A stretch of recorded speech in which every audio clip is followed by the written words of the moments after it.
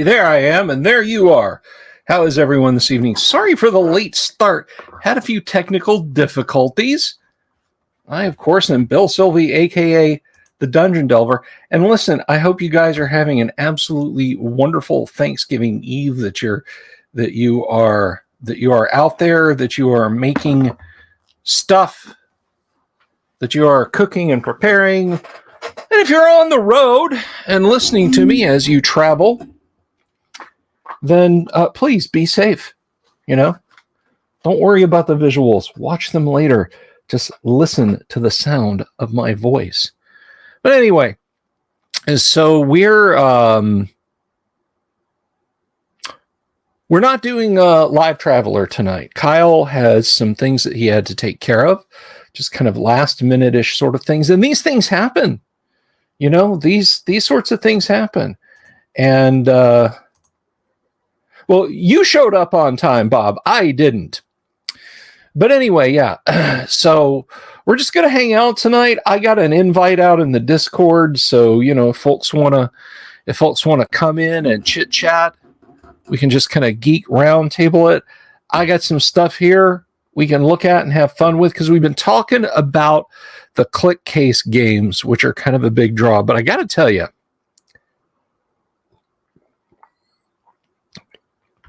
sorry, I'm parched. I got to tell you something.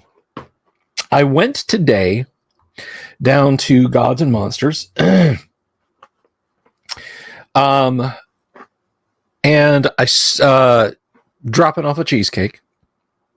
That's not an aphorism for anything. It wasn't like I had to pull in and use their bathroom. No, I was literally delivering a cheesecake to Todd and Anna. And although they weren't there, I saw a treasure trove of classic Dungeons and Dragons material. Guys, they have got some really cool stuff over there at Gods and Monsters. A raft of classic modules. My only gripe about the classic modules, the person that sold them the classic modules bought them back in the day. Like, there was a pastel Tomb of Horrors, which I may actually pick up. But all of the modules, to save them, when he first got them, he put strong clear tape down the spines so they wouldn't split. Yeah, from a collectability standpoint, that kind of wrecks them, unfortunately. Yeah, Kyle misjumped. He's a week ago. Well, no, see, he's in Australia and they're ahead of us, so he's actually a week ahead of us. Do they have an online store? No, not as such. I mean, if you're interested, I can put you in touch with them and they will sell and ship you things. I think they do some stuff on eBay, but as far as a grand browsable catalog of everything they have in stock, no. But yeah, there's a pastel Tomb of Horrors. I'm going to pick up the entire GDQ series. I think L1 and L2. Oh, I don't remember what else, but it was a good spread of classic modules. But I held in these two hands a darn minty copy of a true first print of Deities and Demigods that I am looking to purchase from them. So, hands off. But they had a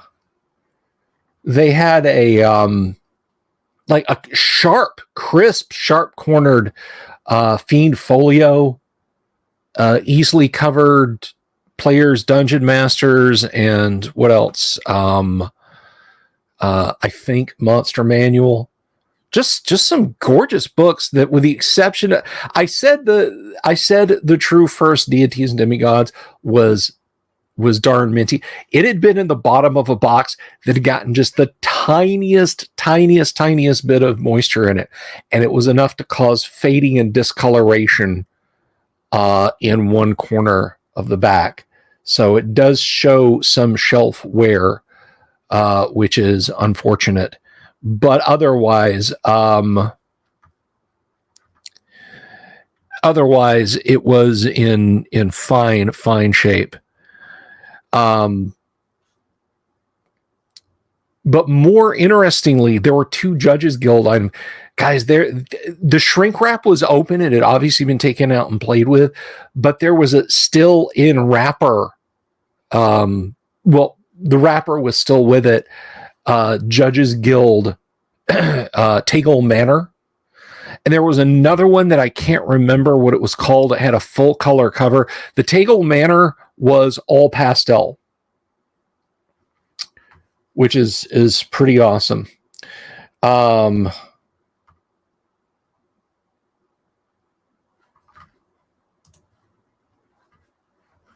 So yeah, that was rather cool to see those things up there. And of course, they have a ton of other great gaming products. It's kind of, if they were closer to Longwood, I'm in Longwood, Florida, they're down on the far end of Orlando. If they were closer to where I am, I'd never leave. Where's Dad? Well, he's at Gods and Monsters. So, it's probably a good thing. But anyway,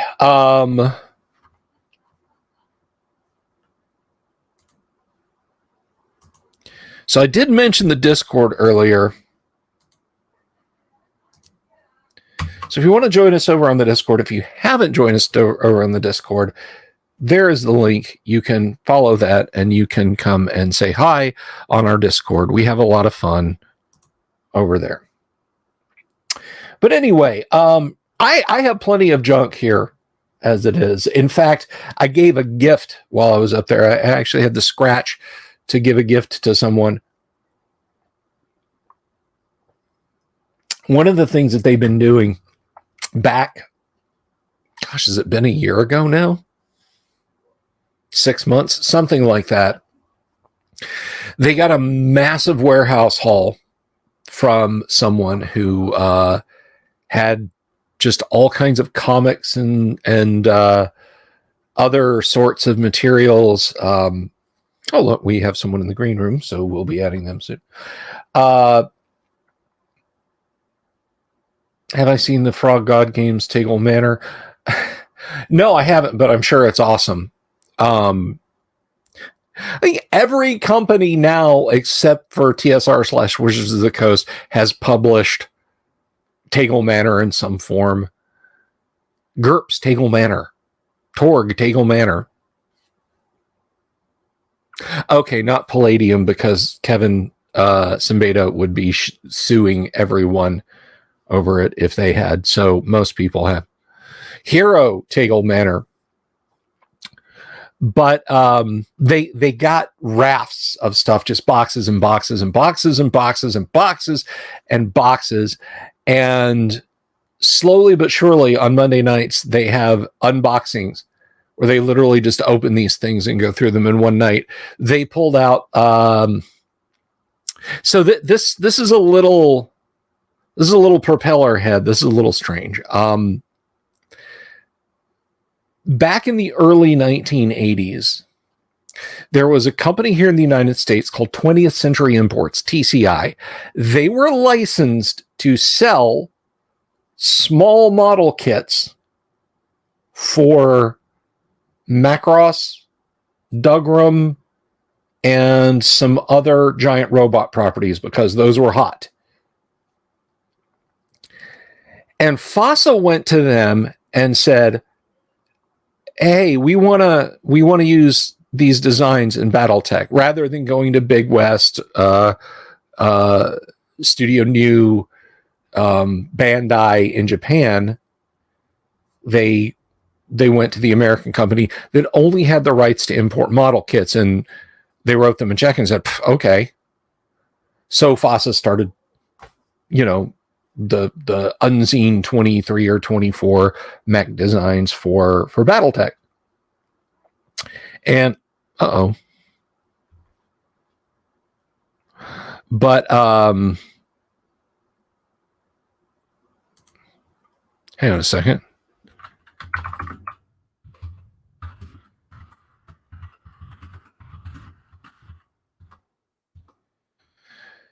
But anyway, yeah, this is kind of the Harmony Gold drama, a little bit of it. Well, in addition to Harmony Gold and FASA, one of the other companies was Revell, the model kit company. And they called their line Robotech. And they had tons of, I had a couple of the Revell Robotech kits. I had like this tall Dugram model that they sold, had like 20 points of articulation. It was a toy. When you were done putting it together, it was a kind of a fragile toy. Well, they sold kits of all sizes. And one of those kits, still in shrink wrap, with like a 99-cent price sticker from TGY, was in one of the boxes one night. And as soon as I saw it, I was like, oh, I want that. And a friend of mine, hello, Andrew, kind of jumped on it first because he was there. And I made a big deal. Like I called the store, like while they were on the air, while they were streaming, I called the store and the phone is there at the counter and Todd answers it.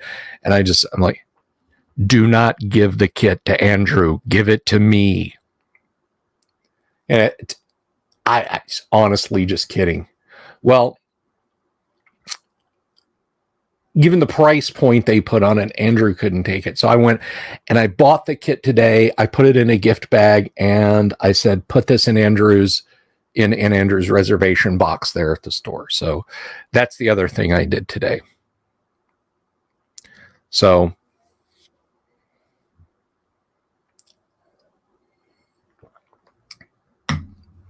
that's the other thing I did up there. And I just got to hope that my car survived it. Oh, that gosh darn Volkswagen. So anyway, I was getting ready to bring Sapphire Steel was hanging out in the green room and she fell off the face of the internet. So until or unless she comes back, and we're still waiting on you.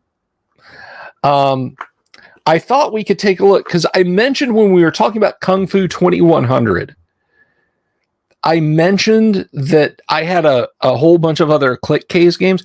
I thought we could kind of take a look at some of those just as something to talk about tonight since we're not playing. But anyway, so there's this one. This one is Undead. Here, I'm going to bring up the tabletop view.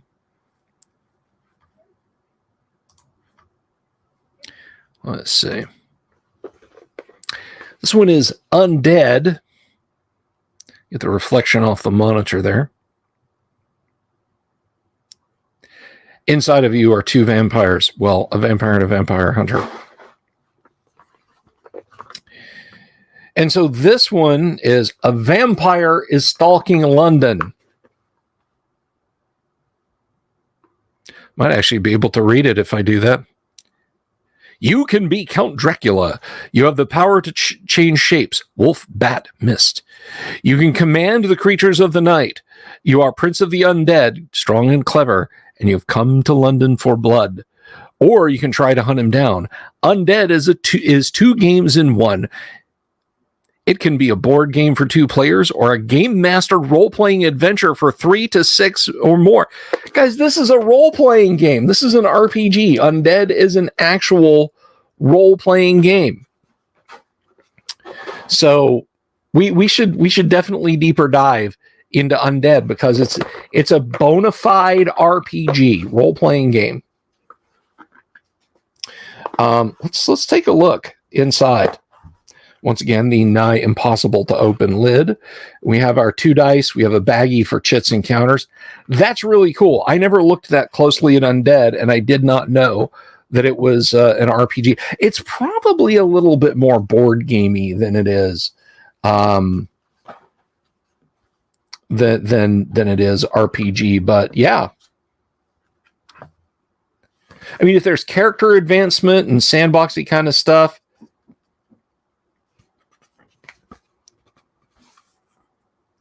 indoor combat map.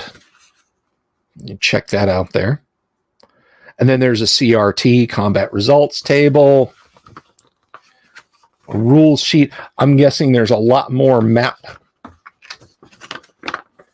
Oh, that's gorgeous. Here's a map of an old-timey map of London.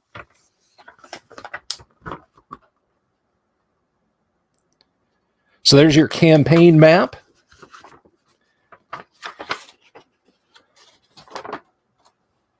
And there's like a newsletter here on the back, kind of a vintage newsletter, game design, theory and practice. There's a turn track, credibility. No, guys, I think this is actually an RPG rather than just a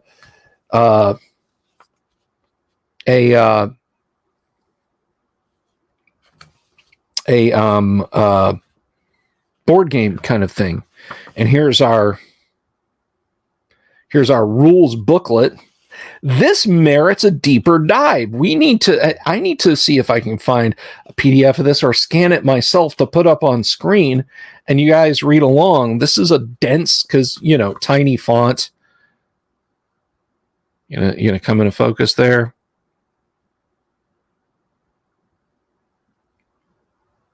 Nope. But yeah, this is an actual kind of role-playing game. So we'll look at that in depth at a later time. See what do it say? There's a place in London called Pickle Herring. Maybe back in the 1880s. Who knows? All right, so I'll hold that up there for you guys. You can see that. Come on.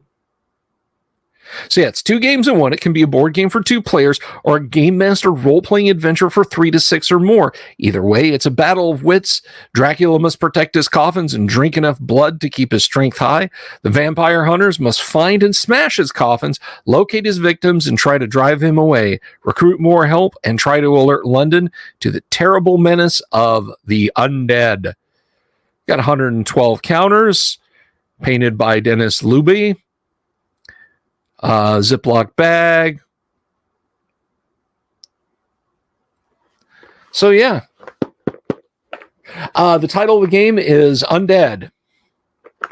So this, again, proto role-playing game. Moby says, meh. I take that to mean you're not really interested in discussing that one. That's okay. Not everybody's got to love everything I do.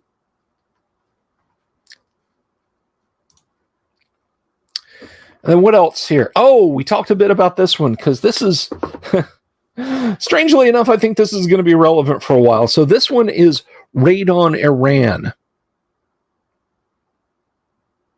Now, back when SJG was tall in the saddle, some of you younger viewers, you may not know about this.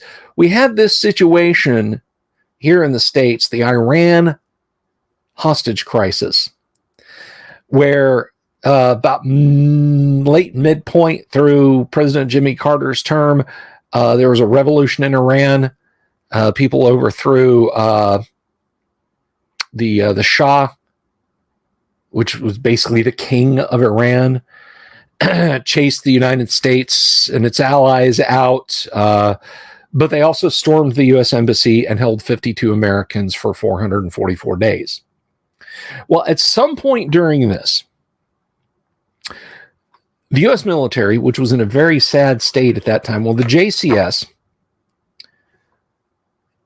said, well, let's just go in and get them. And they made these plans, special forces plans, and it was a nightmare. They had 2 or 3 helicopters collided out in the deserts of Western Iran, killed a whole lot of special forces guys.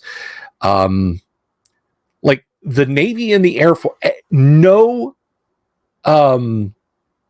service branch wanted to be left out of it. Nobody wanted to say, well, the Navy did it all because they'd get more money in the next defense appropriations, or the Marines did it all, same, or the Air Force pulled it off, or the Army, whatever. But one of the problems they ran into immediately was that nobody's radios worked together. Nobody's radios work together. Imagine that. That's like if my cell phone used a completely different talking frequency than my wife's and we couldn't talk to each other. That's just one of the problems. But the whole thing was a fiasco. But SJG, in timely fashion, because this was in 80, they published a war game about it, Raid on Iran.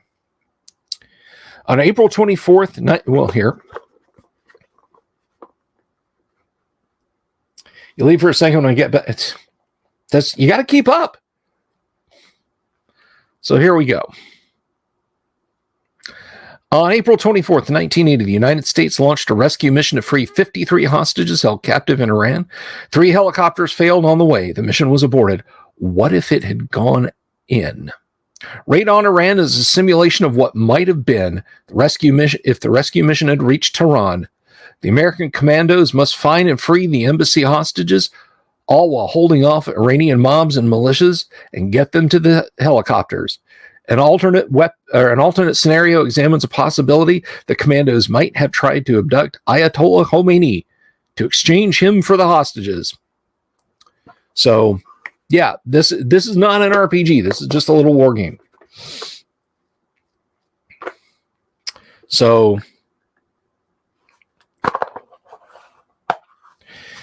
you know, we get the dice, we get the poly bag. We get our counters, and of note in the counter sheet, there's an Ayatollah counter.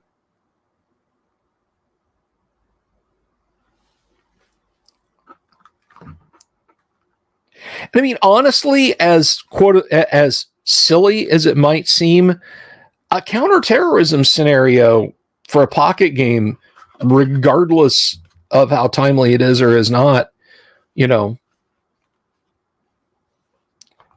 kind of cool. So that's Raid on Iran. We can take a look at kind of a deeper look at that.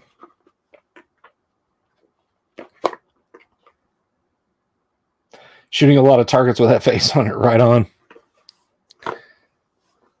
All right, I put that down.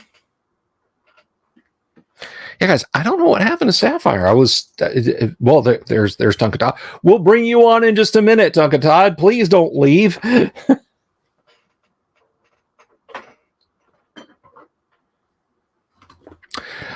This is an expansion set for Illuminati. I thought I picked up the Illuminati set from the pile over there.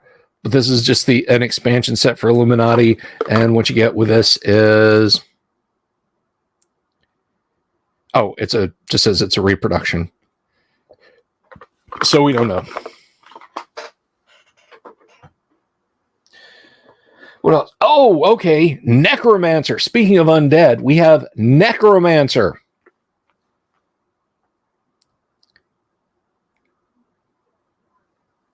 And I can't read that. A fantasy game for 2 players, I think. And there's no real blurb on the back cover. So I don't know. I mean, so this is probably not an RPG like this. This is probably more of a.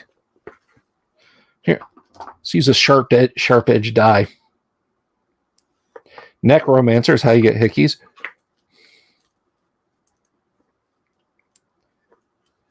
Anyway, yeah, let's use a sharp edged die.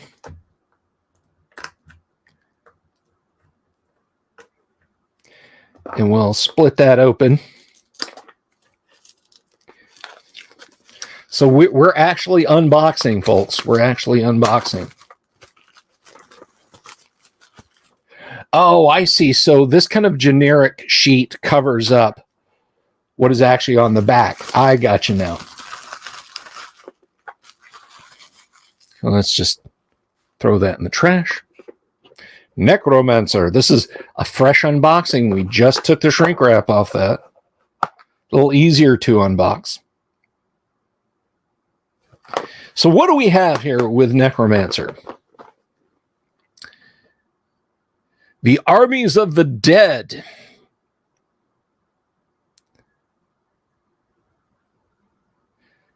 A fantasy game for 2 players. Each becomes a necromancer, a powerful wizard controlling the forces of the undead.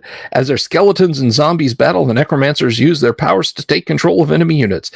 The goal, to find the mystic jewels of power and destroy the enemy necromancer. A unique combat system varies the power of a player's troops according to the number of units he controls.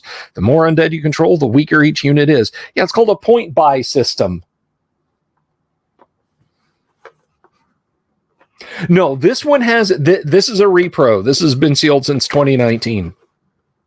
So air free of COVID is what's in here. Uh-oh, I said the C word. Ah, yes. Long chain monomers. So we have our dice. We have our package. Ooh, I forgot to put Radon and Rand's dice and package back in there. Our obligatory thin rule book with 20 million words crammed onto it. And our lone battle map. Oh, this is kind of cool. So there's a little notebook here. This is probably newly added. In fact, I can tell you this is newly added and not a reproduction, because I don't think back in 1980 when this came out, Facebook, Instagram, and Twitter were a thing. No, I don't. Usenet might have started to hit right then. Email was a thing, but anyway. And here's the board. Here's the map board for Necromancer. And it unfolds thusly.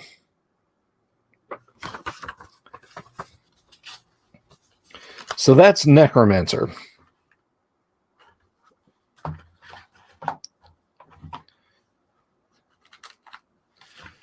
So what do you say, Dungeon Minister? You're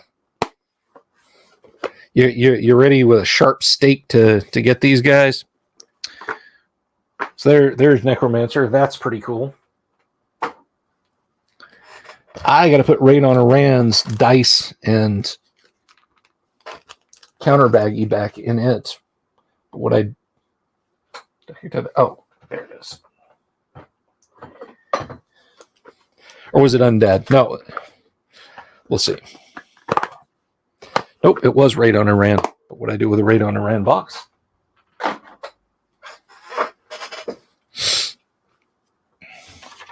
What did I do with a Radon and Rand box? There it is. Okay. Yeah, I wish I'd grabbed the whole Illuminati box there.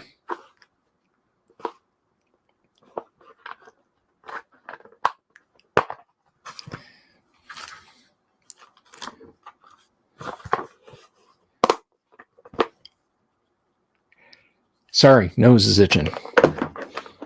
That means I'm going to have company. My cocaine dealer probably. I'm kidding, YouTube. Please don't kick me off. Awful green things from outer space.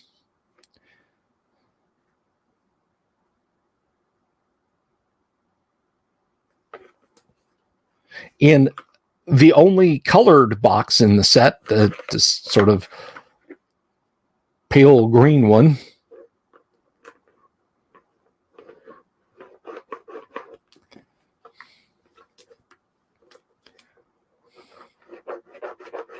See if I can open that. I'm trying to open it without scratching the box. Oh, you know what? I'm not going to worry about awful green things at the moment. Let's talk to Tonka Todd for a minute. I'm going to bring him on. Sapphire ran away, and I don't want to keep Tonka Todd waiting any longer. Hello. Hey, can you hear me? Okay. Yeah, man. How are you? I'm breathing. I'm kind of interested in seeing what's in that little green box there myself. You kind of teased me a little bit with that box. All right. Well, let me do this. Let me Nobody puts Tonka in a corner, but I just did. Let me see, and we will take a look at what is in that box. Oh, and there comes Sapphire. She'll be on in just a second. You know what? While you're opening that, when I was a kid, my parents had a hobby and arts and crafts store called the Whistle Stop in Camden 20,000 years ago. And I remember a lot of these little pocket games. And a friend of mine, John, his older brother Eric, is how I was introduced to Conan and all stuff like that. And his older brother was all about those little pocket games. He even had. Do you remember the Last Starfighter packet game? Yes, FOSSA put out a Last Starfighter pocket game. Yeah, good times. Never could understand how to play it. Me and John would just roll dice and go, "Do you think that hits?" Yeah, we'll say it hits. Hey, let's bring Sapphire on so she doesn't run away. Hello, Sapphire. Evening. How are you? I'm good. How are you? Oh, I'm fine. We're just looking at fun stuff here. I got let's see. I got Awful Green Things from Outer Space, and this is by the one, the only Tom Wham. So if this reminds who is it saying somebody was mentioning, Jimmy Invictus. It reminds you of Snit's Revenge. Because it's the same guy. Tom Wham made very, very simple. Well, still, I think he still does games. Very simple, easy to play board games, and this is one of them. So we can take a look at that. This is the crew of the Exploration Ship Znooter has or just wanted to cruise around the galaxy, discovering strange new worlds and playing pool. But then their ship was invaded by the awful green things, and suddenly they were fighting for their lives. In this wacky two-player game, one person takes a part of the awful green things. On every turn, the monsters multiply and grow, especially if they can eat somebody. The other player commands a crew, frantically trying weapon after weapon in hopes of defeating the awful green things from outer space. And it features some great art by Tom Wham. Did you ever play any of the pocket or mini games back in the day, Sapphire? I didn't really do the pocket or mini games. I did a lot of the pick your own adventure type of books and such. So I did those. Books were awesome. And so I would go through and try to do different ones every time. So to maximize the book. Oh yeah, I loved the variety of the books that were called Choose Your Own Adventure, but for depth, you got to give it to the Steve Jackson fighting fantasy games. Not this Steve Jackson, a different Steve Jackson. Steve Jackson in the UK had the fighting fantasy books. That Sorcery was a series of 5 or 6 books that arched across an entire game, and you could play through them, and not every quote unquote wrong ending was bad. Rather, you could have something happen to your character in the second book that was highly deleterious to them, but keep playing your character because you had a character sheet, you had stats, you had all that stuff to track. But then in book 4, you find something that can cure you if you need it. It's very, very cool. So yeah, this is some Tom Wham goodness, and of course Tom was also did stuff for TSR. Little comic strip there. I have Tom's autograph and a signature. Combat Living Space was converted into a pool room. That robot on the left panel there kind of reminds me of one of the robots from Mystery Science Theater 3000. It does, doesn't it? It's part of that geek DNA that I think is woven into all of us. and here's half of the starship unfold, or a third of it. I guess I was kind of jaded in the fact that we had a PC when they first came out in the late 70s. So I played Zork, and we would get the computer magazines and spend a weekend putting the code in for little mini games and that kind of thing that we would get. So between those, and then I fell in love with alternate reality, which was on the Atari. So those were the RPGs that I kind of grew up with in my youth. So those kind of replaced, I think, the mini games, at least for me. Do y'all remember the D&D Endless Quest books? Yeah, a bunch of those. Yeah. Someone mentioned Rose Estes there in the chat. I think I had a dozen of those. Well, I had the Endless Quest, a dozen Endless Quest books, but one of them was Top Secret and another one was Star Frontiers, but the other 10 were D&D. I remember the Top Secret stuff. That was kind of fun. And the Mad magazines. All the Spy versus Spy stuff. Yeah, that was great. Yeah. CYOA. Well, for our purposes, it means choose your own adventures. In the business world, it means cover your own ass. So,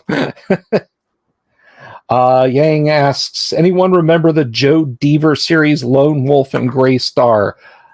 I do not, I must admit, Yang. Joe Deaver sounds familiar, but I don't remember that particular series. Either of you guys? Joe Deaver, Lone Wolf and Gray Star? Yeah, that name. Very, very vaguely. Yeah, the name's ringing a bell. Bob says one was a Gamma World, but that's right. Yeah. Okay. So I had 9 D&D books and a Gamma World book. The Light on Quest Mountain. I remember it very distinctly. Had a character facing off against an Orlan on the cover, drawn by Jeff Easley, I think. So here in the battle, this is a 1-page bulge, which is kind of salient. This obviously an historical war game, but we're coming up, of course, on the month of December. The Germans' last attempt to win in the West, the infamous Wacht on Rhein or Watch on the Rhine offensive that lasted from December to January and destroyed the last of the German military in the East, or in the West rather, as they were crumbling in the East. That title sounds kind of dirty. The Battle of the Bulge, or 1-page bulge, yeah. But this is a regimental level game complete with original rules, weather and allied air superiority, German supply and isolation, and optional rules for bridge destruction and capture of allied supplies, with only 1 page of rules. Well, is it 1 page, Steve Jackson Games, or is it 1 page the size of a unfolded newspaper? So is this pre-Twilight 2000? Oh yes, very much. So yeah, they snookered us. This is not 1 page that fits in the box. This is one giant unfolded page. So I wonder if that game is like the old. Do you remember the old Panzer game and the old Orc game?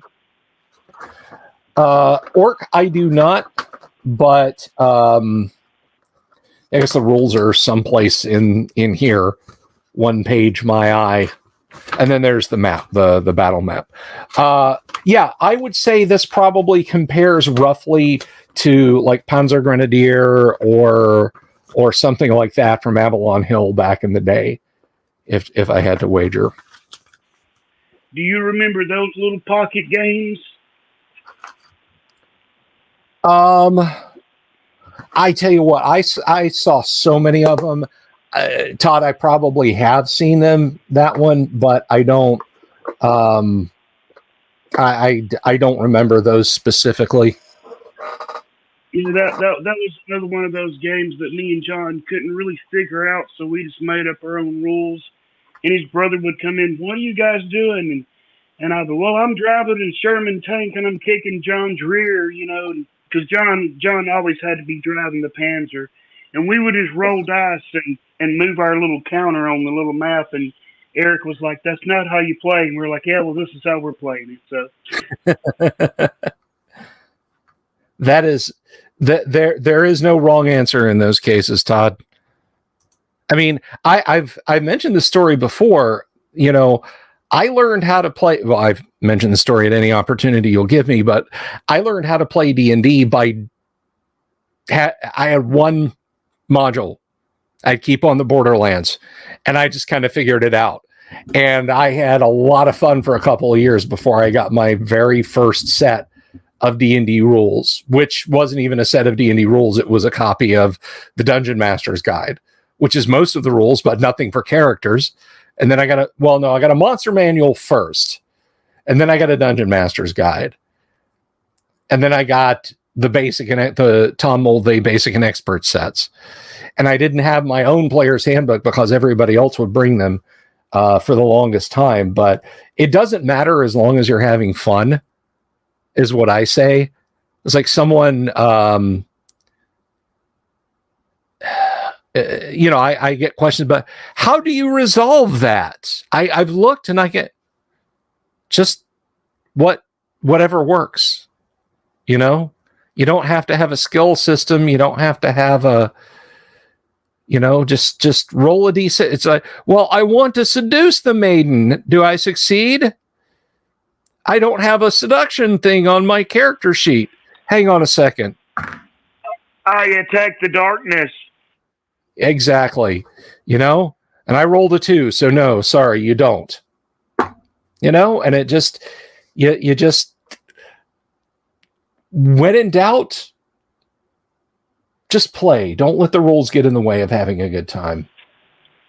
One of the greatest mechanics of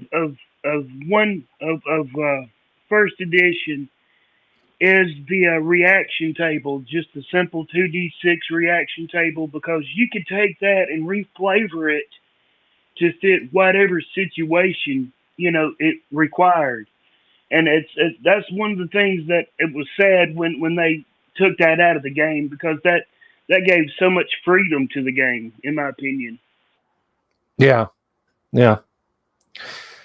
What was the I know Todd, you mentioned your first gaming experience, but I can't remember. Sapphire, have you ever told us like how you got playing D&D?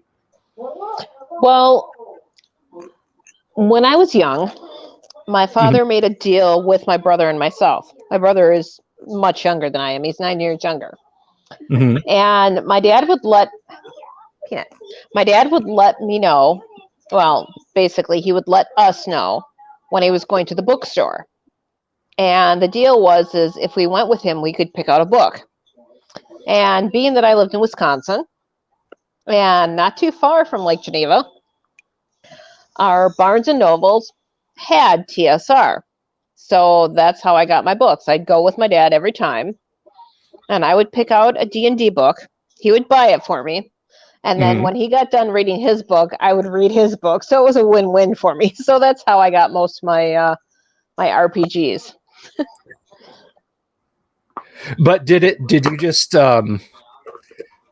did you just see the RPG material there and just kind of decide I want to see what that is, or had you played with other people before you got your own set of books? I saw it on my own and investigated it on my own and decided to play it. So nice. It was my own decision, and my family was supportive enough and all that kind of thing that they pretty much let me make my own choices, and they were not judgmental, unlike a lot of other families, from what I understand, being Dungeons and Dragons and all that kind of stuff. So I didn't have to go through any of that pariah stuff when I was growing up. Yeah, that's good, and I'm glad you had a positive experience. You were kind of on the lower percentage there. How about you, Todd? Did you have any pushback there from the old moral panics? Oh God, yes, absolutely. And this is the funny part about the whole thing, Bill. I would work at mom and dad's hobby shop, and the deal was like I would sweep, stock shelves, stuff like that, and the so they didn't have to pay me money every 2 weeks. I got to pick one thing out of the store, and that was my paycheck, and that's how I got my D&D stuff.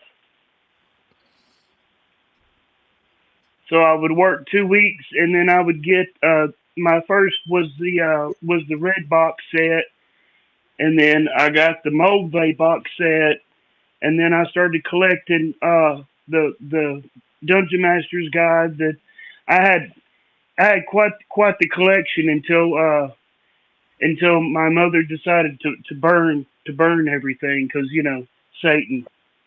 Yeah. Yeah, there were no book burnings around our house, but the books were. I mean, which in its way was kind of worse because they were put on a bookshelf, and I was told, they kind of masked it in a, your grades are too poor. You need to be focusing on school, not on this. So they sat on a bookshelf in the hall. Yeah, no. And what was crazy was it wasn't just the D&D stuff. It was I had the classic Traveler black box set with all the appendages all the little booster books. That got burned. My Top Secret got burned. Everything. If it was role playing, then it was the devil, and she even burned my He-Man toys. Oh my gosh! Yeah, that is. Ugh. The only side effect that I had was being a female, because back in the beginning, there were very few females that played Dungeons and Dragons. So whenever I would be in groups, I would be the only female and with a bunch of young teenage guys. So that was an interesting dynamic to go through and that, but it worked out eventually. But yeah, it's a lot more balanced now, which, it's fun. But in the beginning, it was just, I would do a lot of the online stuff and that with computers and that, and keep a neutral handle just so that I could be treated like one of the guys instead of, oh my God, it's a girl type of thing. Yeah. Because you get the double-bladed sword of femoid out, and can I send you something, an email? Yeah. Oh my God. It was like when I'd enter the room, it's like everybody would like, God, it's like, give me a break, okay? Yeah, I can handle multiple conversations and private messages, but after a while, it's like, come on, I don't want that attention. I just want to be one of the people. So. Yeah. Well, fortunately, in 2022, Wizards of the Coast invented girls playing D&D, because it never happened before Wizards of the Coast decided that it was safe for women to play D&D, at least if you believe their ad copy that they put out now. That it never happened in the past. So I don't know what you're thinking you were doing, but apparently it only just started being a thing. Sorry, I'm a little salty about WotC from time to time, but we actually have a question from the Peanut Gallery. This is Yang. I did see that. And most of the time it was okay, but occasionally, yeah, it would sometimes get creepy, and I would sometimes go to like the parties and that, because one of the computer groups was like one of the school systems in that. And so I was on a border school, and I got the hookup thing being just outside of Milwaukee. So I hooked up into the Milwaukee Public School Systems chat thing back in the 80s. So that was like the thing before BBSs and all that sort of thing. And I'd go to a couple of the parties in that, and I'd connect up with people, and it was an interesting combination. Most of the time it was cool, you're just friends actually meeting the person behind the screen. So that was an interesting thing. But yeah, occasionally it would get kind of creepy in that. But knowing the background in that, I had ways to creatively extract myself from that. So I could draw on certain resources in that to insulate myself from it going beyond that initial stage. So it was knowing that going in. But yeah, it would sometimes get creepy. Yeah, and I mean, to be sure, I would be the last person on the world to deny that, there's creepers. But if I've learned anything from putting up for just the humorous part of it, the D&D horror story stuff, while I'm puttering around the studio and working on whatnot, and listening to those videos, it's that I won't say it's an even split 50-50 women creeping to men creeping at the tabletop, but yeah, there seems to be a not inconsiderable amount of it coming from both sides of people who can't keep it in their holsters regardless of what it is. You know what I'm saying? Well, I think part of it too is a lot of, at least originally, it was introverts that didn't really understand that that's how they were coming off. And so it was a learning experience for them on how to interact without, being that creep factor kind of thing.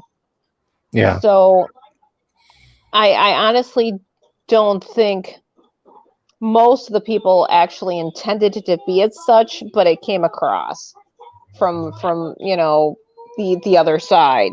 So, but that's obviously many years beyond, and looking at it as a different viewpoint as an adult versus as a youth. Right on. Well, I tell you, there was my cousin when she was in college, because my cousin is just a year older than me, and when she was in college, I got involved with her college group's D&D group. And so we would meet up on the weekends, and it was kind of a big deal because, I'm just a punk high school kid getting to go hang out with, college kids. And we had a fun time playing until the dungeon master graduated. And I asked Andrea, I said, well, what, I kind of want to find another group. And she said, well, just go to the student union, and they always have sign-ups, if you want to be in part of another group. And I was like, okay. And so second edition was the raise during that time. I know y'all remember that. Mm-hmm. And so there was this one that had just like 3 names signed up to it. And I thought, oh, this is great. It's not a very big group. This is perfect. So I tore a little tab off the bottom of the paper and called the number, and this girl answered, and she said, you sure you want to play D&D? And I was like, well, yeah. And she said, do you have experience playing with girls? And I was like, well, my cousin Andrea, yeah. And she said, well, okay. So I show up to the first gaming session when we're going to roll up characters. I'm the only guy there.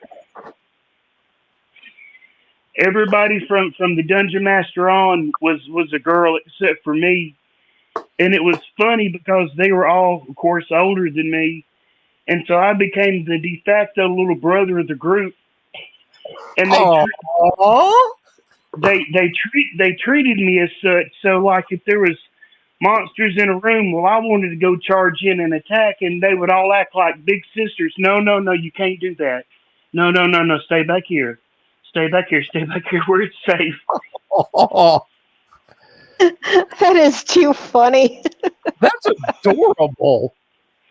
That is great. It is. It's so cute. So, I mean, that's a letter to a certain kind of magazine. I never thought I'd be writing this letter before, but there I found myself, a high school aged young man and 6 college co-eds. But Nice. that is wonderful, dude. That is great. My first D&D group was half was half young women. I was the DM, and I have been forever since. But no, my first D&D group was my buddy Tommy Miner from up the street and my sister Mary Elizabeth. And we played Keep on the Borderlands, I don't know, for a month maybe, off and on every afternoon. The next time, now I said I'm forever DM, but honestly, it's just more, hello, Tommy Die, sorry. The next time we played, because we played both Champions and AD&D with a few different people running, but the next big group we played was a third young ladies, because it was myself, the game master, 2 other guys, and then my sister and another young lady, Meredith. So when I say from the get-go that I played RPGs with members of the opposite sex, I mean right from the start. And it wasn't weird. It wasn't off-putting. I didn't think it was I just assumed that everybody wanted to play D&D. It was hugely popular. Everybody wants to play D&D, right? And I saw this on Twitter, but let me see if I can find this real quick. I was so happy. I got this summer. Somebody had this very clapped out and distressed box only for basic D&D, and I have a clapped out distressed copy of B2 and a clapped out distressed rule book inside it, and even some clapped out and distressed dice, I think. So it was kind of neat. I have a used, beaten up basic D&D set, but right here, my voice cracked. I must have been going back to those early days. Hey, Safi, you want to go to the dance? Anyway, and all the pimples and everything else, huh? Yeah. Oh, the acne never left. It's smaller and more localized. Yeah. The parachute pants, all those kind of fun things. And right off the bat, there's our 2 intrepid players. One's a young lady imagining being a powerful magic user. There's a young man imagining being a fighter. I mean, there's no, and if we assume that that's the power couple that's also on the cover, to paraphrase Gandalf, I see no sexism here.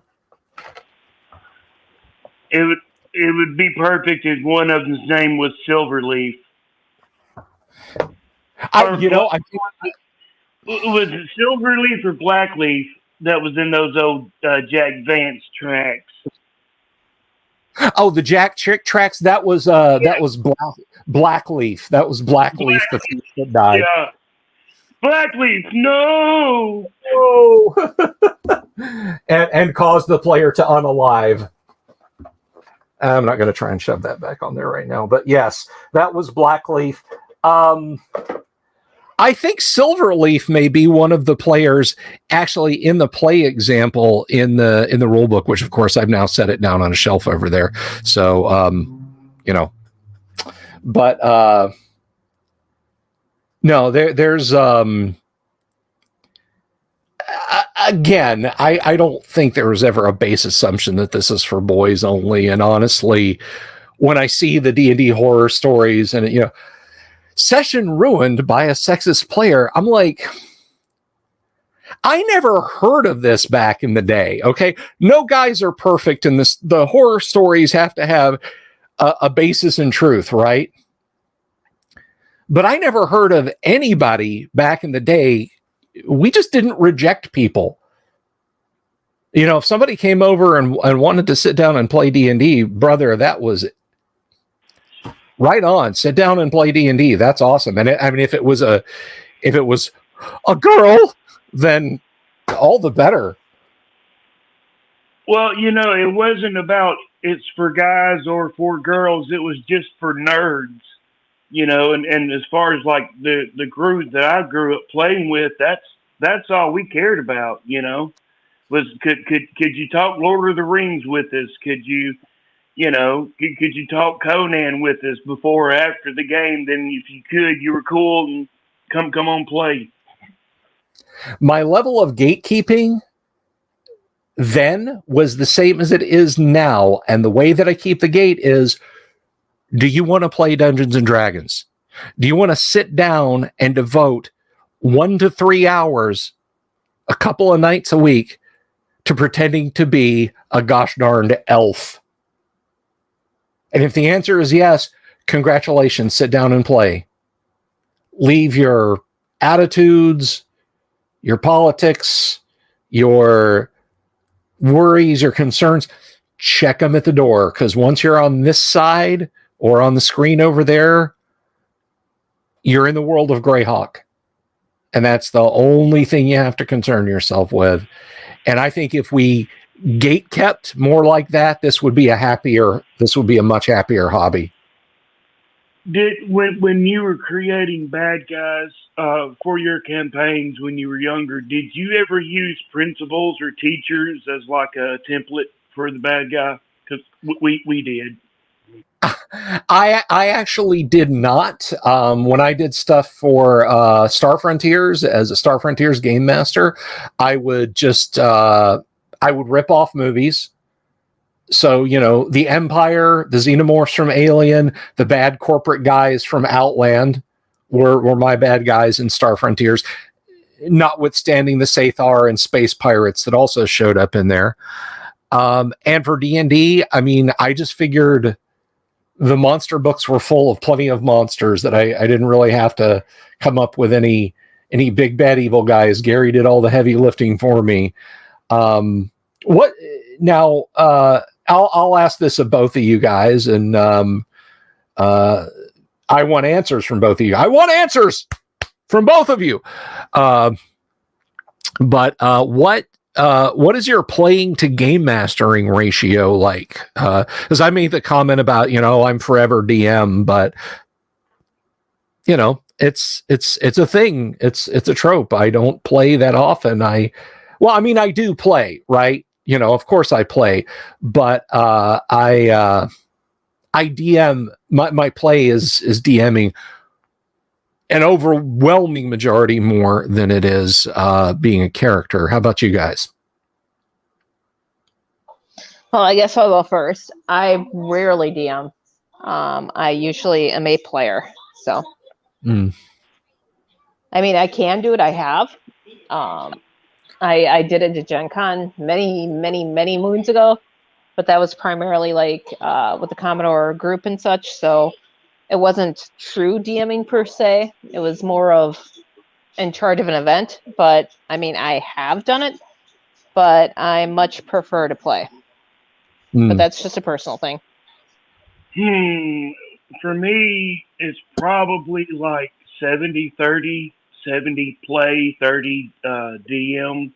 The first time I ever actually ran a campaign, it was by accident. I didn't mean to. It just kind of happened. And it was the boyfriends of the group that I was the little brother of, and the college girls. Well, their boyfriends at first they were like, "Who is this guy you're hanging out with? Who's this high school guy you're hanging out with, playing D&D with?" And they're like, "Oh, it's just Todd." And so they wanted to hang out, and they wanted to meet me, right? Who's this guy hanging out with our girlfriends? And so we meet up, and I just got to talking to him, and I said, "Well, we if y'all have never played, we could play a quick game. It's super easy to play." And so I helped him roll up characters, and it was just going to be a night of guys and beer and pretzel, right? Just kill monsters, loot bodies, and just have fun. And it kind of took on a life of its own, and for a whole year, I was the DM for their boyfriends. It was kind of fun. That's wonderful.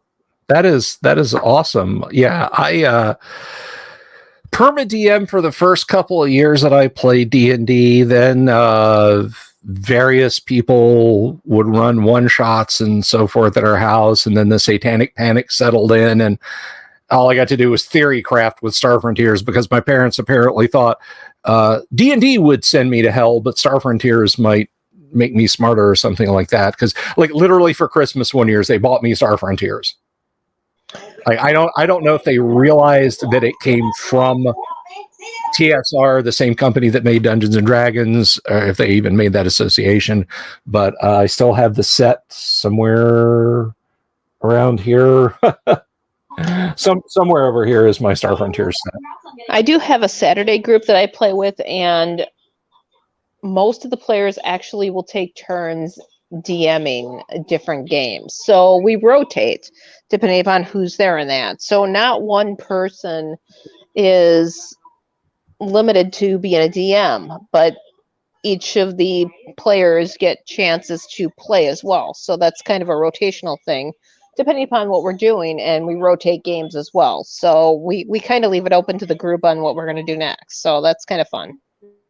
Right on. I find, or I have found, just speaking for myself personally, I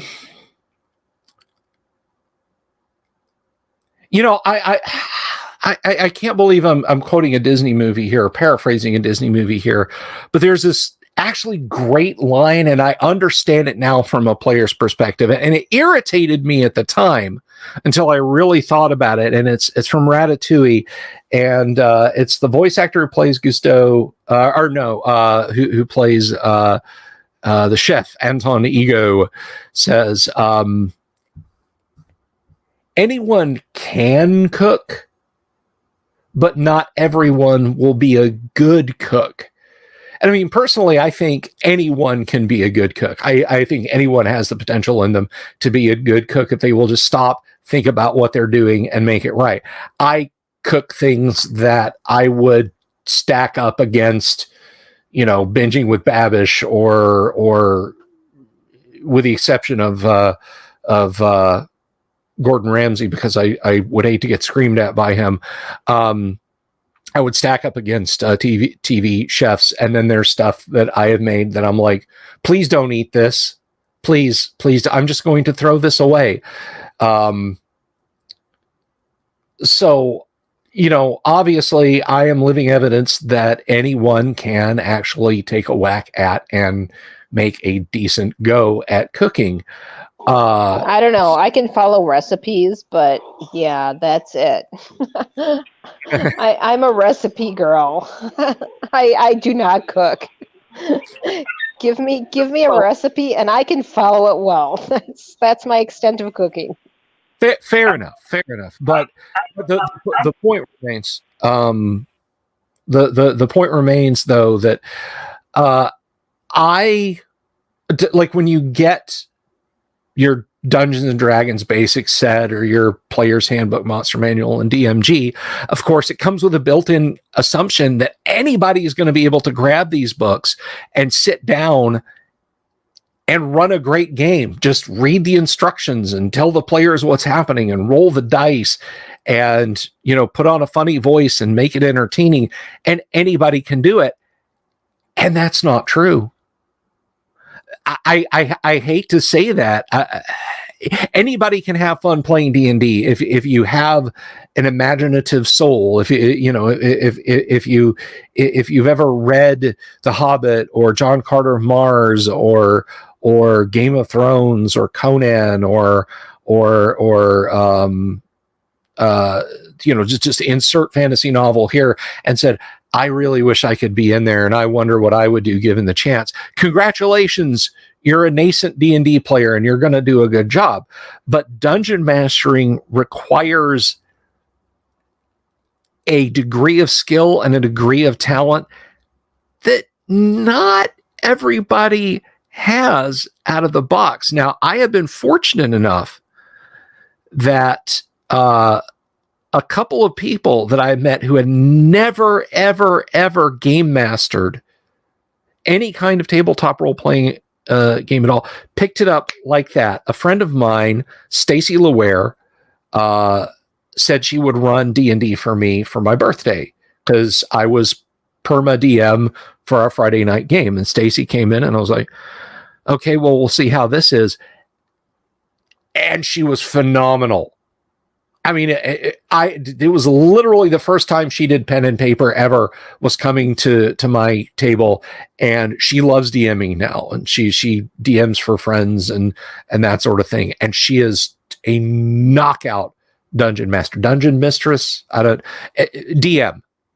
And then on the Monday night game, when my wife went in a hospital back in September, it was a good 6 or 7 weeks that she was on the initial mend, and I wanted to spend time with my friends online, and she wanted me to still have that time, but I also needed the ability to say, hang on a second, guys, and take my headset off and see if she needed something, if she needed help getting up, something like that. With abdominal surgery, it's not just, I'll just stand up, you'll open up if you're not careful.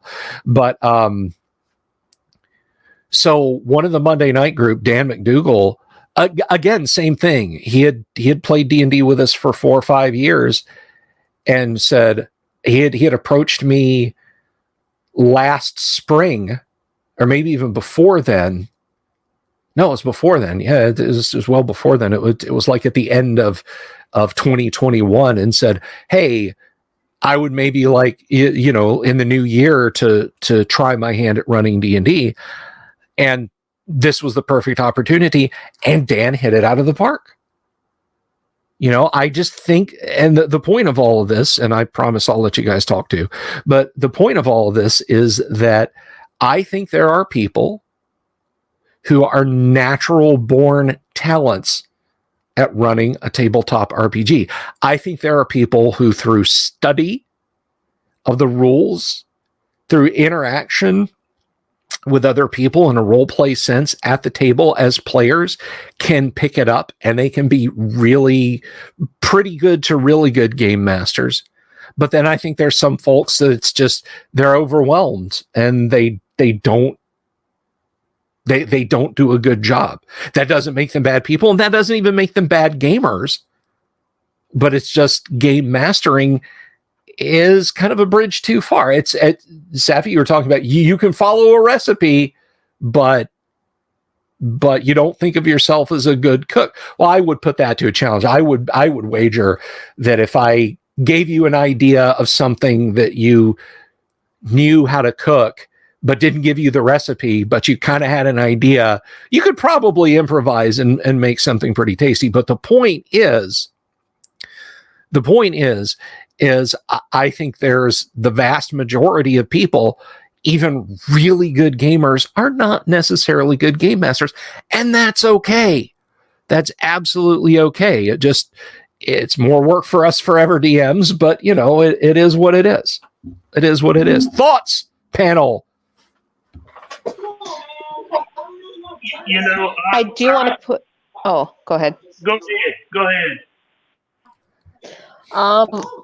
My background in that, I did a lot of stuff independently in that. So I did a lot with like moos and mushes and muds and that. And that was a lot of RPGs online through text-based games.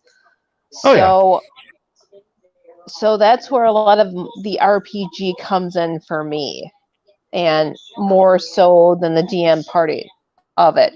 I mean, I did help create scenes and rooms and such. I coded stuff, created descriptions and such, but it's not the same like DMing per se. It's not interactive. It's they're waiting for people to interact with it and tweak it after the fact. So that's kind of the difference. Right on. And you were going to say, Tonka? Sorry, I was having a bit of a coughing fit. For me, it's I guess I DM like I cook. It's more of a free-form jazz than following any set pattern. For me, it's all about, because I kind of prefer DMing over playing a little bit, because it's fascinating for me to create a cheap, simple, well, just, you know, off the top of your head scenario, and then just letting the players run amok and letting their actions and then what the dice say, you know, kind of unfold, you know, what happens. And that, to me, that's fun. Yeah, right on. I understand what you're saying. I mean, you know, you're talking about your friend's brother coming in and watching you guys play Kriegspiel and stuff and saying you're doing it wrong, and you just and then you go back to having fun, you know. And I feel like as long as that's getting across, you're doing it right. And I get a lot of questions, and let me just say unequivocally, I don't mind if there's a nuts and bolts thing that you don't know and you want to ask me. If you're over on the Discord, ask me, ask the community. That's what we're there for. I realize, as strange as it may seem to me, not everybody was born with the three, the Monster Manual, Player's Handbook, and Dungeon Master's Guide in hand, which is probably much healthier for their mothers. But there's a great community over on the Discord, and you can always ask me. But there's absolutely a time when you just say, roll a D4 just because you like seeing people fumble with D4s, or roll a D20 because it sounds important, or roll percentile dice because you want to see them do math. And you're just playing pick a number inside your head. And that degree of arbitrariness is not a bad thing, as long as you're fairly applying it, as long as you don't say, well, you're trying to dance a jig to impress the leprechaun king, and so roll a D4. Oh, you rolled a 1, that's good. And the next player's like, oh, I want to do it too. Okay, roll a D100, and only if you roll between a 35 and a 43 do you get it, you know. So if you're going to be arbitrary, be fairly arbitrarily across the board. Or Dungeon Minister, roll a D12 because the poor thing is hardly ever used. Yes. But there's just times when you do one of the most important things you can remember is as a game master, as a DM, whether it's any of the folks in my panel, whether it's any of you folks out there listening live right now, or if you come back and you're watching this video in a dozen years or whatever, just go with it. You know, toss a coin, roll a die. You got a 50-50 shot. Any die you pick up will work on that binary. A D12 because Dungeon Minister said it's lonely. There, I rolled a 4. That's from a 1 to 6. You didn't succeed, or you did succeed. There's just times when you just gotta listen to the situation and let it fly. and it is rulings, not rules, that should make up the structure of your game.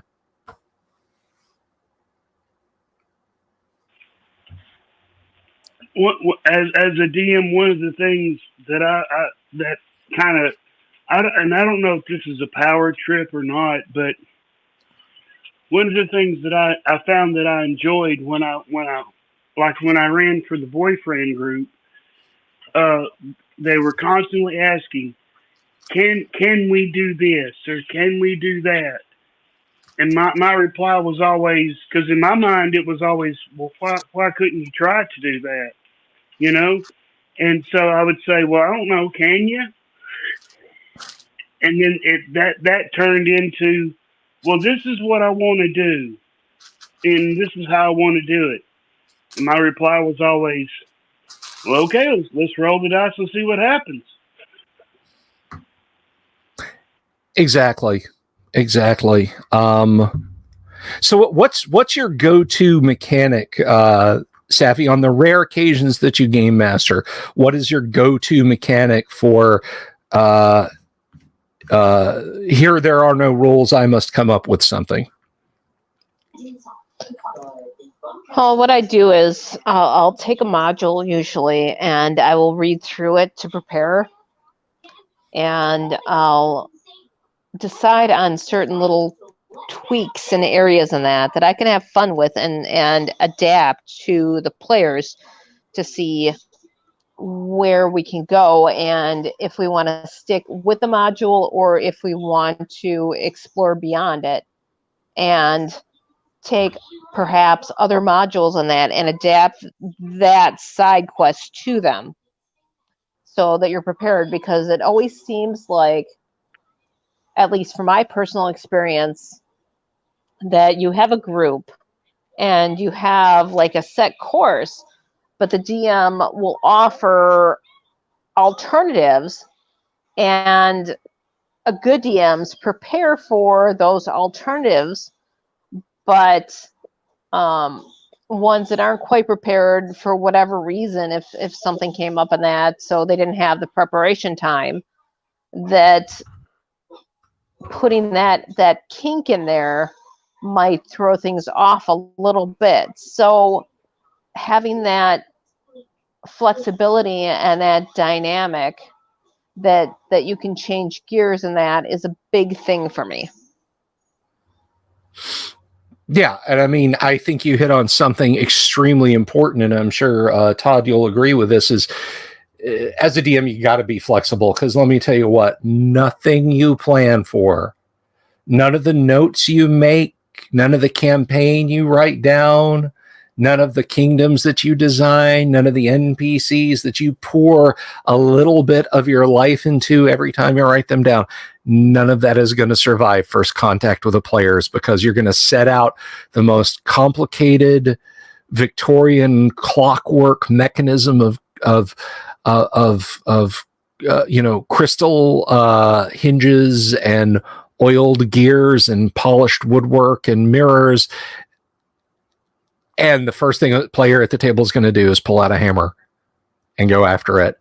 And all you can do in those situations is just try and stay one step ahead of their improvisation. Because if you sit still, they sure as heck will get ahead of you. I mean, if you have fully plotted out, if you spend the week between them leaving the city and traveling 1,000 miles to the other city across the world of Greyhawk, Toril, Dark Sun, blah, blah, whatever campaign world. And you plot out every possible encounter that they might have if they follow the trade route, the logical trade route, the passes through the mountains, the clearly laid out roads between the kingdoms. They'll board a ship and sail around all of it. And you can either sit there and say, it takes you a month and you don't encounter anything on the ocean, or you can start rolling dice at the table and say, hang on a second. First day goes by, nothing happens. Rinse and repeat 29 more times until something does happen, which is almost as worse as nothing happened, because then you've got to stop and make a thing. Or you can just say, okay, you're 7 days into your sea voyage when the ship heels over to port very hard. You rush out on the deck to see what it is, and you see the shell of a dragon turtle. Roll for initiative. And just go with it. Yeah, for me, I never really liked running modules per se, because to me modules seemed a little too confining for me. But but though, like, keep on the borderland, something that's open, that's a sandbox like that. That's where I excel as a DM, because it's not about what I want the group to do. It's being able to roll with what the group's going to do. Does that make sense? Yeah, no, that makes sense. Now, I am a module guy just because, I just, I love Gary's modules. I really do, like the Monday night group. Spoiler alert, Savvy, you can stick your fingers in your ears and hum, or you can just listen. I don't mind, but I really want to run. I really want to run the GDQ module series. That is a magnum opus of play design, and it's fun, and it is basically the Lord of the Rings of Greyhawk D&D, and I really want to run it to completion. I've run it a few times, but my never character's along for the ride, so wherever you lead. But I get it that it's not necessarily, to everyone's taste to do that. And then some people ask me, like, Bill, why do you constantly want to run modules? Everybody's played them. They compare me, and frankly, I think this is incredibly flattering. They're like, you're like a really incredibly talented rock blues guitarist. And by the way, I'm not. I'm just saying that's the example that they've given me. And yet we come to your house and you set your guitar down and say, I want to play Led Zeppelin 1 for you guys, and then 2, and then 3, and then 4.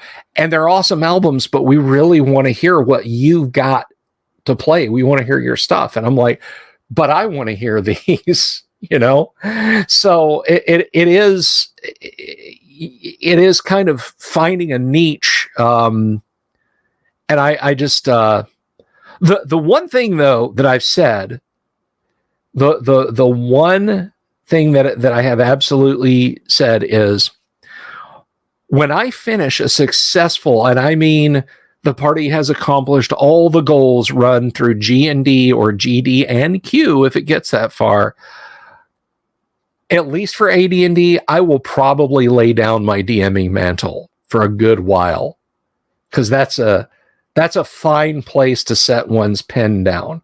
Not forever, but there will certainly be, as Bilbo put it, a long overdue vacation. Yes, I need to get away from it all, but that's many years from now. I'm not worried about that. So I have kind of a sidetrack. So as a DM and DMing in like cons and such, you're going to have different generations playing. Have you noticed a difference of play styles between the generations? And when you have multiple generations in a group, do you find one group tends to tutor or assist the next generation? How does that play out for you? Speaking for myself, yes, without a doubt. I find that younger players when at events, I haven't been to, well, no, I've done virtual cons, but that's kind of different. But at events at comic and game stores, I tend to have players who are younger than, I don't mean children, I mean folks in their 30s, and their first like their vague, faint childhood memories of D&D are late second edition. That kind of blows me away. But their first D&D was 3.5.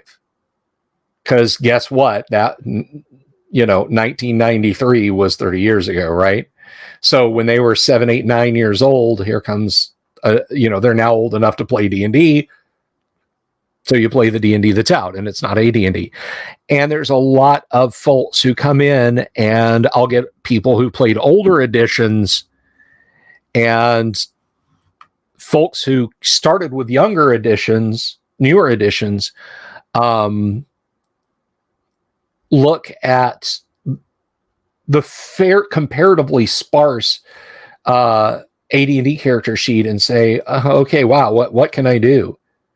And there's this immediate sense of, okay, well, you're playing a fighter, the little percent next to your strength means that, you're like extra strong. And the moment of awakening, and I mentioned this before, and it's always a lot of fun, is when these newer players realize, yeah, there's nothing on your character sheet, but guess what? That doesn't mean you can't do anything. It means you can attempt everything. And that's been a common refrain over the years as I run classic D&D, is people say, I really liked this because I could just do anything. Like there wasn't, like I didn't have to look up, I didn't have to worry about a skill or anything. I could just say I wanted to do it and you let me do it. And I was like, I'll let you do it. But I find that when those new players come to the table and they're a little bit confounded by the lack of a skill table and a feat tree and this, that, and the other, that the newer players the players of older editions rather kind of walk them through it and say, okay, well, yeah, you can just charge across the room. You can just say, I charge the ogre and do it. You don't need, this, you just charge and you add to your 2 hit to when you do. And, you kind of can see the lights come on and they realize nothing on the character sheet other than what is on a classic D&D character sheet doesn't mean I can't do anything. It means I can do everything. So that I hope kind of answers your question, Todd. Well, oddly enough, the last time that I ran a few sessions for a group, it was when I was still traveling as a sales and marketing consultant 1,000 years ago, it seems like now. There was a really small, and I mean really small, hole-in-the-wall game store that I used to frequent at this little town in it was a little community out in Kansas. Anyway, the group there consisted of, there were 2 10-year-olds, there was two guys that were my age, and then there were 2 other cats that were like in their late teens, early 20s. And I found that the 2 guys that were my age were all about stepping back and letting the younger guys kind of take the reins of the group, so to speak. And oddly enough, the ones that had the greatest ideas of how to solve different problems and situations and scenarios were the 2 10-year-olds. They seemed to be the smartest players out of everybody that was in that group. I thought that was pretty funny. Yeah, you'll find that the kids who've maybe they haven't quite taken it on the chin from the world at large just yet, that they're the ones that can roll in hot and do better at do better at the abstract thinking.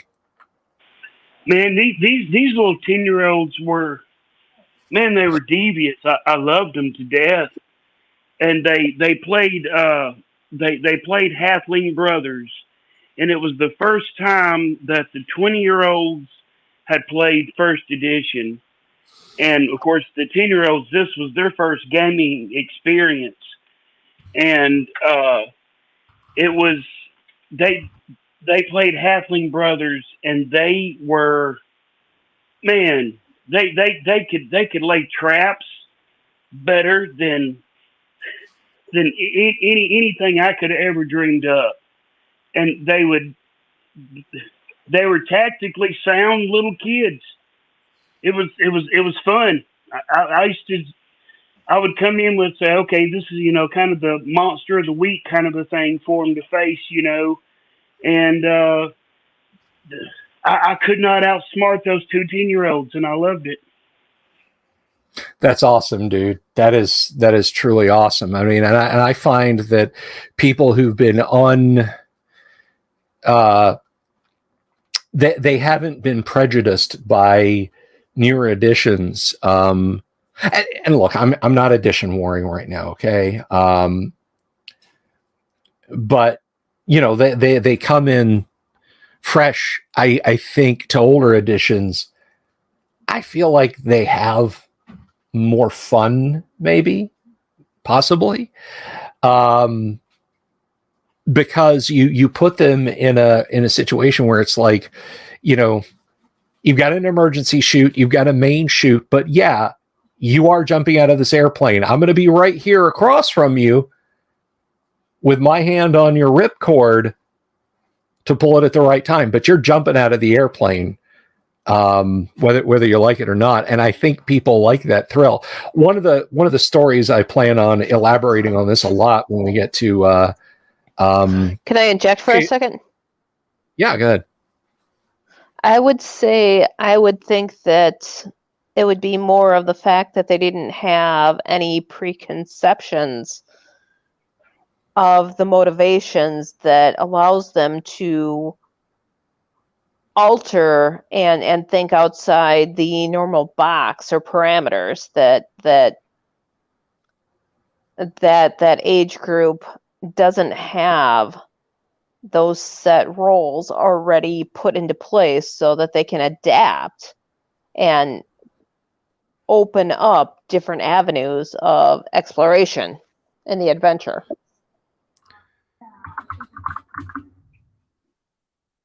Yeah, I concur, absolutely.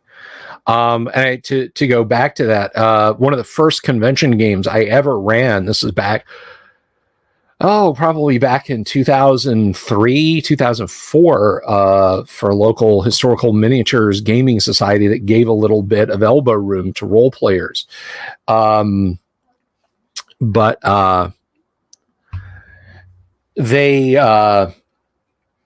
let us set up, and when I said I had an AD&D game going, my table was rushed. I had a lot of people my age and some younger who had never played first edition AD&D, and it didn't hurt that I also had the one thing that at that time nobody had, which was a spread of Dwarven Forge on the table. Everybody wanted to come and see that.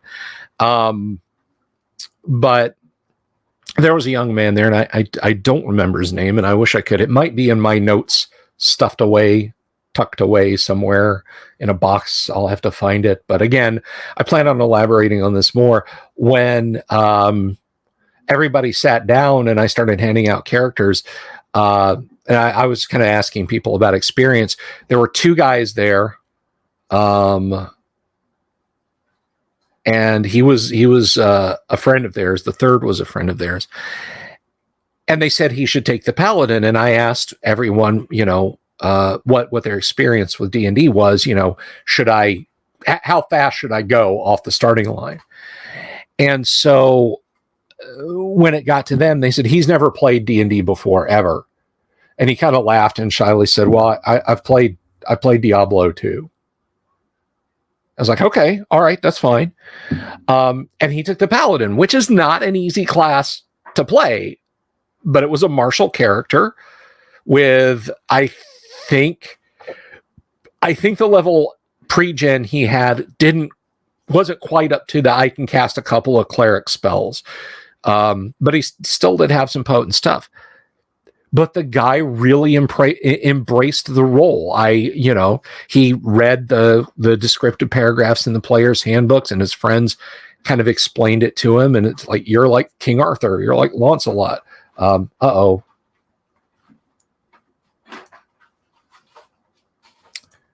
hopefully Safi will be back. But anyway, there she is. We lost you there. But anyway, yeah, I hit a button. Sorry. That's okay. So he played the paladin, and he did such a phenomenal job. At every turn, he played the paladin exactly like a paladin should be played. I can't remember as he looked under the things that the paladin's protection from evil would ward against, but when a party member got dragged into a fountain and was being drowned by a water weird, he said, I've got a high strength. Can I go over there and try and save the guy? I was like, sure. So he rushed over there, and of course that immediately caused the water weird to back off and sink away. And so he's able to save the character from drowning. And unfortunately, his character died. He was killed by an anise, but he went down swinging against the anise. He stood tall while the party kind of dropped back, because an anise is, a green hag. It's essentially, if you combine the worst aspects of a troll and a night hag from AD&D, you have an anise, and this one was basically in the process of tearing him apart and eating him as he fought. And I mean, he went down like a hero, but it was 3 cheers for him at the table, and he had a ton of fun doing it. Now, I sorry his character died, but he played it to the hilt. And I think if I had been playing at the time, it was 3rd edition, or maybe even just been 3.5 then. I don't remember exactly when 3.5 came out, but if he had been playing 3rd edition, man, a 9th or 10th level paladin, it would have been, well, here's all these feats, and here's all these skills, and here's all these spells, and I just don't know that the guy would have blossomed like he did at the table. And that's the kind of thing that I think an older backwards rule set can truly help with.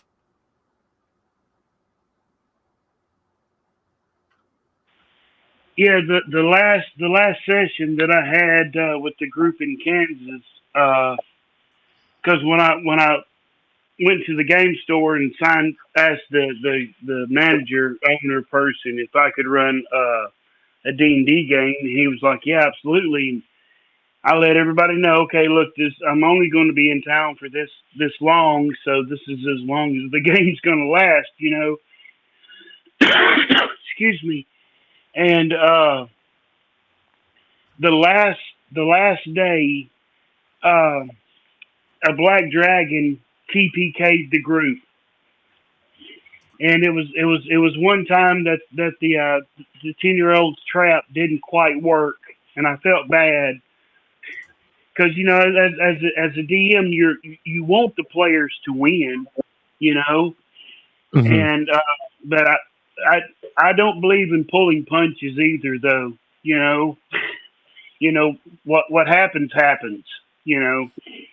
And at the end of when the TPK took place, the game was over, and I turned to the 2 small kids and I said, "Hey man, sorry, your characters died." And they had the biggest smiles on their faces. And I mean, the older guys were a little upset. The couple of late teen, early 20s, they were kind of upset. But the 2 10-year-olds were just smiling from ear to ear. And they were like, no, that was awesome.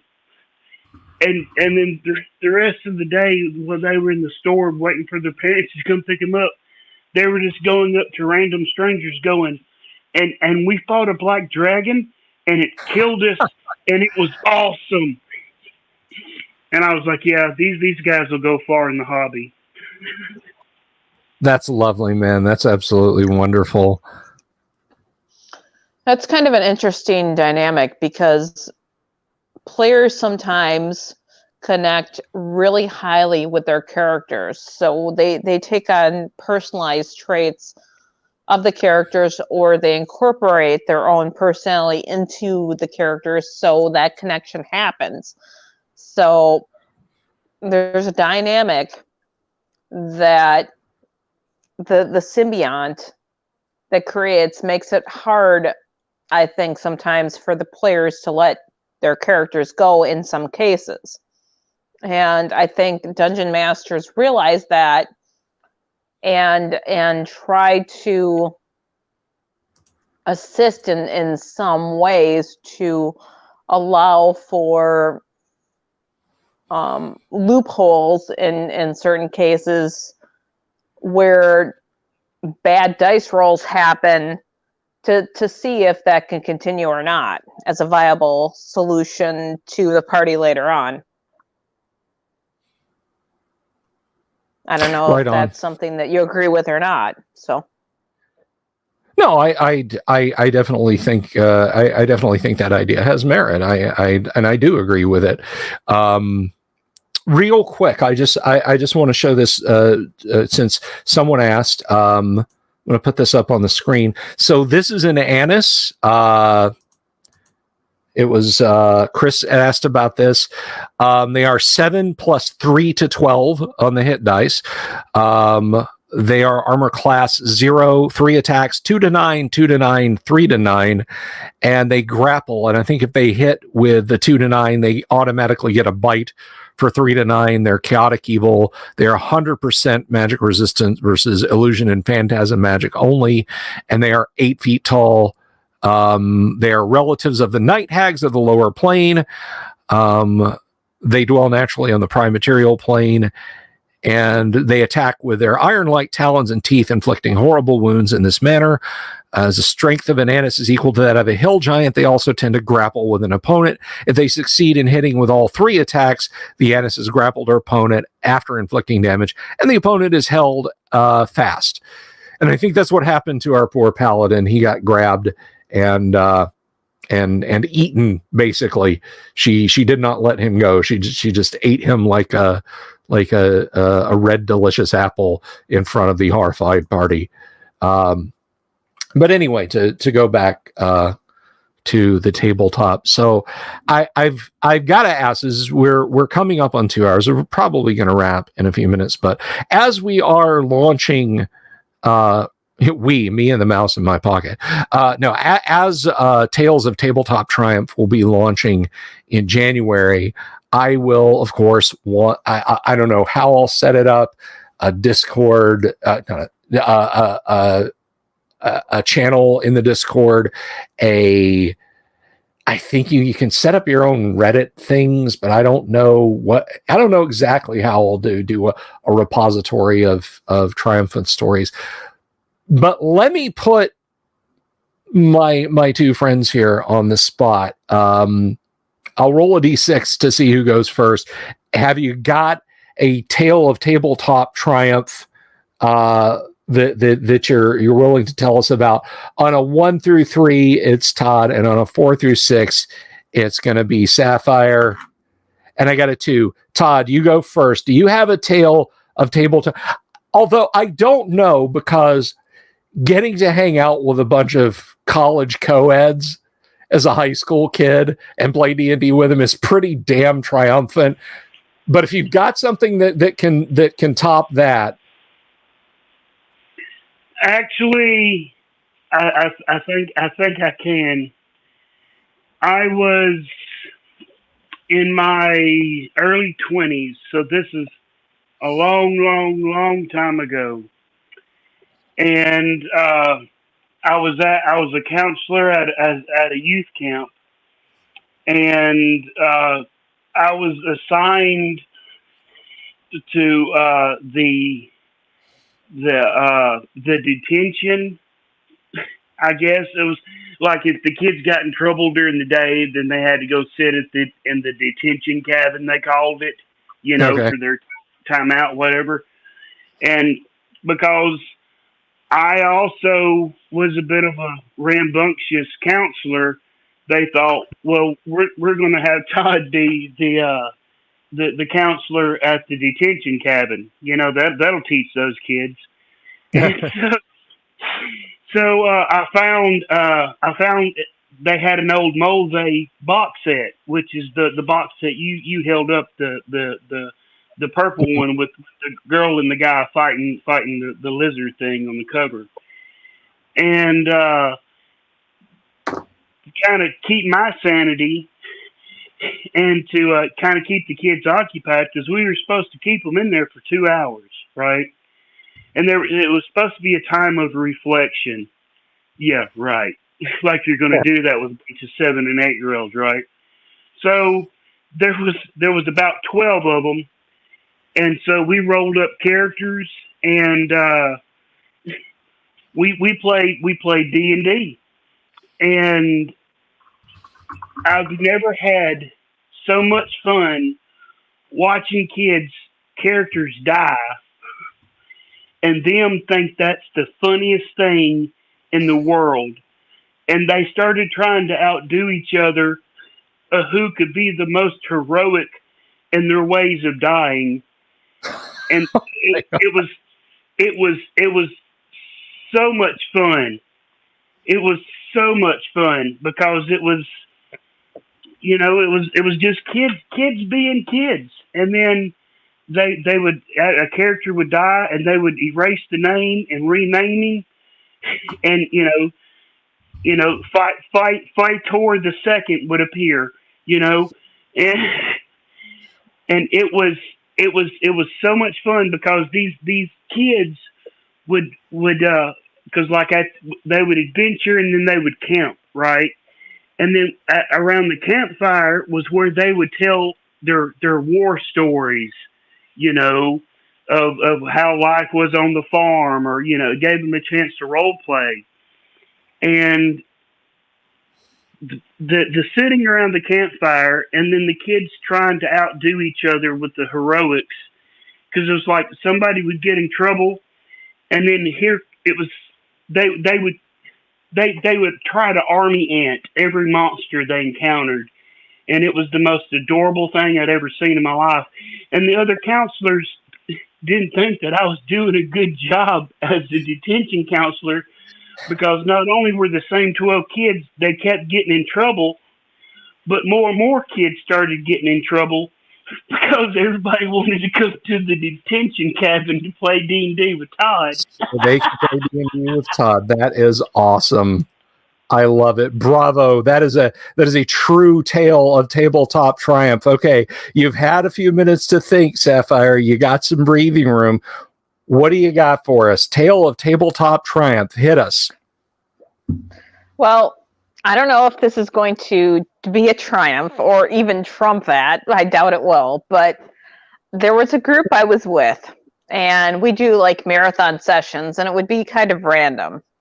But we decided to do an evil party. So the entire group was evil, and I went with a drow, and I went a cavalier. So we eventually, being an evil party in that, we got to do chaos and all that kind of thing, and fight against the man type thing. And eventually I got up to the level that I got a summon the war horse. And of course, because we were evil, I had a nightmare. So I was super excited. I mean, on top of being a girl and horse crazy, because that was kind of the stage anyway. So as was the it was a lot of fun. Well, yeah, I mean, preteen girl, that was it. You got the nightmare. So that was awesome for me. But yeah, I summoned my war horse and we went down, in a fight. So I got to summon my war horse once, but yeah, it was grand. So that's my story. That's awesome. I like that. You know, you got to do that whole thing. And I have to ask follow up. I'm sure you would have said otherwise. Did you get one of the one of the Breyer horses and spray paint it black?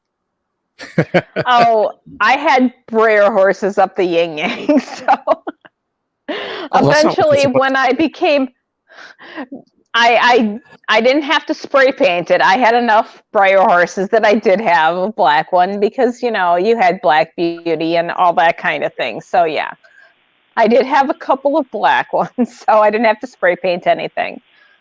That's wonderful. I think my my sister had a collection of them. I think my wife has a box of them up in the attic, or perhaps in a closet somewhere in the house here. So, but that's wonderful. I mean, you could have. They're like Barbie dolls. You could accessorize them. I mean, you could get saddles and bridles and all kinds of stuff for them. So. Oh yeah, I think my sister. Go ahead, Todd. I have to know, what was the Nightmare's name? Did you get to name the horse, or was it just Nightmare? I don't think that I actually named it because I had gotten it. We went on the adventure type of thing, and then we died. So I didn't think I got to name it.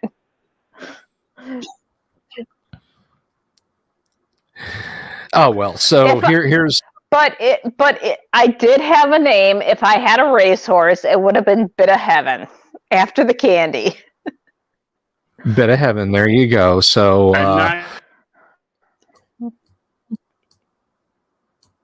I think Todd broke up, but pour out a little bit of that drow mushroom wine for Bit of Heaven. But anyway, I think I need to go put my turkey, which has been thawing in the fridge. Don't panic. I'm not going to start thawing it right now. Wouldn't be done until this time next week. But I think I'm going to go put it in some cold water in the sink and let it finish up and make a cheesecake and all that sort of thing. I want to thank Sapphire and Todd for stopping by this evening. It was a lot of fun. Sorry we didn't play any Classic Traveler tonight, guys. But before I go, of course, I do want to take a hot minute and say thank you to those. If you're just coming by for the first time, if for whatever reason YouTube was nice enough to recommend me to you, please click the subscribe button, click the bell icon for notifications. That's the most helpful thing you can do. As you see, we've got the crawl going across there. If you want to support us, you can support us on Subscribestar, PayPal Direct. You can buy me coffee or Patreon. It's all good. There are some folks who have elected to do that. And so let me just take a hot minute to thank Joshua Garlock, Lord Corion, Ricky Maru, Mobius, Kevin Reynolds, Doomsword Deathmaster, Mark Simpson, Damien247, James F. Keck, William Smith, the Dungeon Minister, Manny Wall, Mark Corey, Kevin Wood, Kevin for 33 years now, 34 maybe, Todd Sharp, Carnivore Farmer, Rob, Jeremy Rule, Bo Ganora, Mikey Mank, Sky Hernstrom, Pete Sullivan, the DM's Council, and Baron Von Headbanger. So thank you all much for contributing to the continued success and lights remaining on-ness of this show. I will not see you guys tomorrow night. I will be comatose from turkey and stuffing intake. But I will see folks on Friday evening. Cool. I want to thank all the people that are watching too. So I mean, both live and after the fact. So that's awesome. It really is. And happy Turkey Day, gobble gobble. Happy Turkey Day to you too, Todd. Gobble gobble, and I hope you get to feeling better soon, brother. Oh, me too. All right, everyone, have a wonderful and safe Thanksgiving, and we'll see you all on Friday evening. Peace out.